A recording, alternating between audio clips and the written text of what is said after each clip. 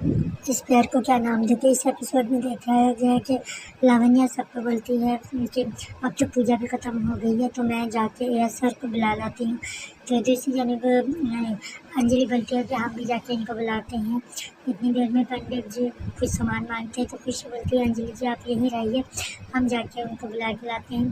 पहले तो अंजलि हैरान होती है, कहती है कि खुशी जी आप जाएंगी बुलाने। खुशी कहती है जी क्यों नहीं, आपकी यहाँ ज़रूरत पड़ सकती है। तो अंजलि खुशी को बोलती है अच्छा ठीक है जाइए आप जाके इनको बुला लाइए। तो खुशी शाम को बुलाने के लिए चली जाती है। तो खुशी जानना चाहती थी कि अंजलि का शाम और मेरा फैंसी शाम एक ही है या अलग अलग इंसान है। वो इस शक को दूर करने के लिए अंजलि का पति शाम को देखना चाहती थी।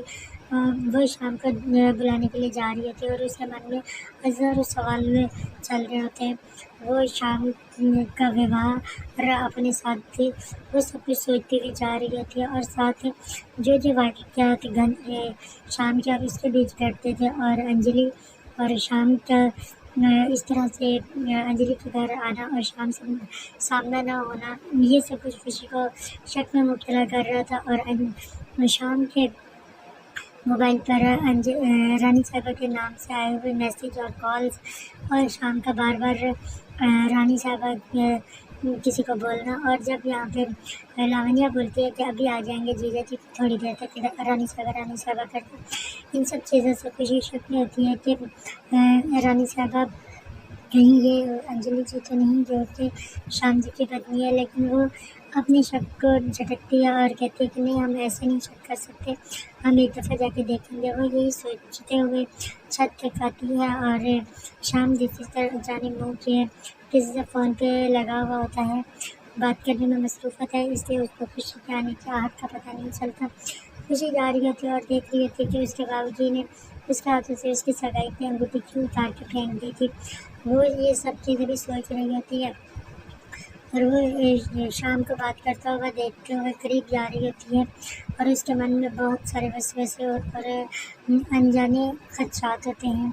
वो जैसे ही जाके खड़ी होती है कि अभी शाम बात ख़त्म करे तो वो उससे बोले कि नीचे अंजलि जी और सब परिवार वाले उनको बुला रहे हैं। तो शाम अपनी बात भी ख़त्म करके जैसे ही मुड़ता है तो खुशी को अपने सामने पाके एकदम से हैरान हो जाता है और देखता है कि खुशी वहाँ पर मौजूद है। वो हड़बड़ाहट के मारे उसके मुँह से कुछ नहीं निकलता और वो बोलता है खुशी जी आप।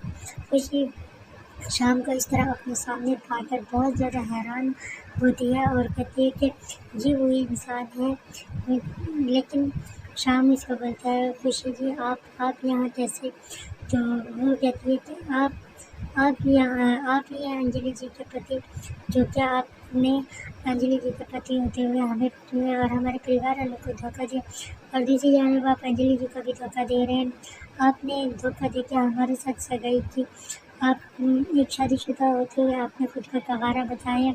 शाम कुछ बोलना चाहता था कि खुशी उसको बोलती है कि बस चुप हो जाइए, अब मुझे झूठ बोलने की ज़रूरत नहीं है, बहुत बेवकूफ़ बना दिया है आपने हमें और हमारे परिवार वालों को। शाम उसको बोलता है कि खुशी 2 मिनट आप खुशी जी प्लीज़ आप हमारी बात तो सुनिए। लेकिन खुशी को इस वक्त जो है ना एक बात याद आ रही होती है कि किस तरीके से उसके बाबूजी ने उसकी सगाई की अंगूठी उतार के फेंकी थी और किस तरीके से वो क्या बताना चाह रहे थे। और दूसरा ये कि अंजलि जी कितना खुश है अपने पति के साथ और कितना मोहब्बत करती हैं वो अपने पति से।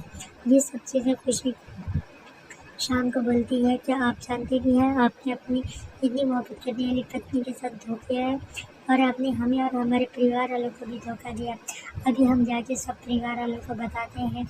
तो शाम वहाँ पे आप चालबाजी करते हुए बोलते हैं नहीं खुशी जी आप ऐसा नहीं कर सकते, आकाश और पायल की सगाई भी होने वाली है, आप इस तरीके से मत करें, हम आपको सब बताते हैं।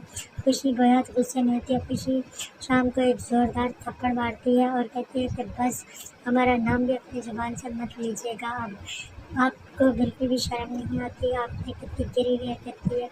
वो ये बोलती है और सगाई की अंगूठी वो उसे जब उतार के वहाँ पे फेंकती है और चली जाती है और कहती है अभी मैं जाके सब परिवार वालों को बताती हूँ, अंजलि जी और सबको बताती है कि आप किस तरीके से आपने हमें और हमारे परिवार वालों को धोखा दिया और किस तरीके से आप अंजलि जी को और इनके परिवार वालों को धोखा दे रहे हैं।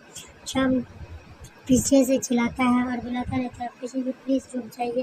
खुशी लेकिन शाम की कोई बात भी नहीं सुनती और गुस्से से नीचे जाती है कि अभी मैं सबको जाके बताती हूँ। शाम पीछे से चिल्लाता ही रह जाता है। वो अंगूठी उठाता है और कहते हैं नहीं खुशी जी, हम आपको इस तरह से सब कुछ ख़राब नहीं करने देंगे। और वो खुशी के पीछे जाता है कि किसी तरीके से मैं खुशी को रोक सकूँ। और खुशी वहाँ से